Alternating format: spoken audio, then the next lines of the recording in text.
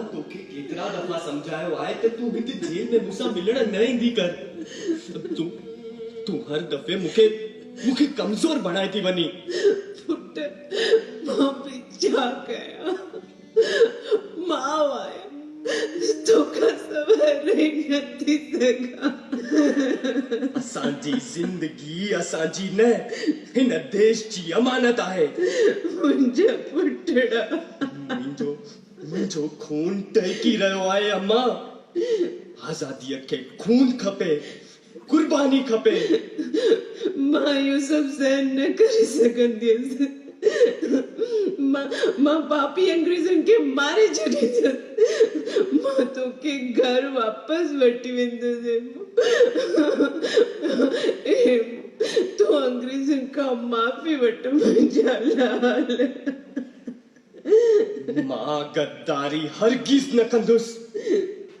मूंखे ख़बर आहे त माफ़ी वठंदुसि त मुंहिंजी सजा घटि थी सघे थी, मूंखे आज़ादी मिली सघे थी। पर अम्मा, देश खे गुलाम बणाए मां आज़ाद नथो थियणु चाहियां। मूंखे भगत सिंह जी कुर्बानी थी यादि अचे। मूंखे बि पंहिंजी जन्म भूमि लाइ पंहिंजो कर्ज़ चुकाइणो आहे अम्मा, कर्ज़ चुकाइणो आहे। तू बस मूंखे तू सिर्फ मूंखे आशीर्वाद दे अम्मा, आशीर्वाद दे। पुट मुंहिंजी ममता, आशीर्वाद दे अम्मा, आशीर्वाद दे तू।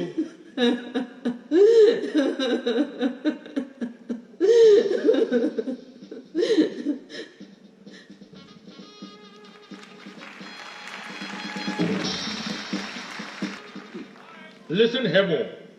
तुझे लाइ बहितर थींदो त तूं पंहिंजे साथियुनि जा नाला ॿुधाए। हर हिकु हिंदुस्तानी मुंहिंजो साथी आहे। कंहिंजो नालो ॿुधाए, कंहिंजो ॿुधायां?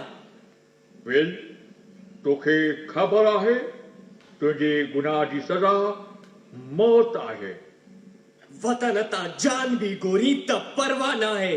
डू यू नो, तो तमामु वॾो ॾोह कयो आहे ऐं पंहिंजे मुल्क सां प्यार करण ॾोह आहे? अहिड़ो कहिड़ो कानूनी किताब आहे जंहिंमें वतन सां प्यार करण खे जुर्म थो सॾियो वञे? हेमू, तूं हिकु दफ़ो वरी सोच। भारत माता की जय, वंदे मातरम। कोर्ट जो साथ ॾींदे, कोर्ट जी इज़त कंदे त तुंहिंजी सज़ा घटिजी सघे थी। माफ़ी घुरंदे मूंखे फ़ख्रु आहे त मां भारत माता जी संतान आहियां। अंग्रेज़नि मुंहिंजी माउ खे गुलाम बणायो आहे ऐं मां उन जो सख़्त विरोध थो कयां। मूं को गुनाह कोन कयो आहे। देश जी आज़ादी मुंहिंजो जन्म सिद्ध हक़ आहे। नो नो नो, तूं देश जी न, पंहिंजी सोच, पंहिंजी ज़िंदगी। इनकलाब जिंदाबाद, जिंदाबाद। ऐं हेमू खे फांसी जी सज़ा थी। सिंध में हाहाकार मची वियो। सखर में 300 देशभक्त कैदियुनि विर्त रखियो। घरनि परिवारनि में मातम छाइजी वियो। पूजा पाठ प्रभु भक्तीअ जो माहौल चारों तरफ ॾिसण में पे आयो। ऐ वतन हमको तेरी कसम, तेरी राहों में जहाँ तक लुटा जाएंगे। भूल क्या चीज है तेरे कदमों पे हम भेंट अपने सरों की चढ़ा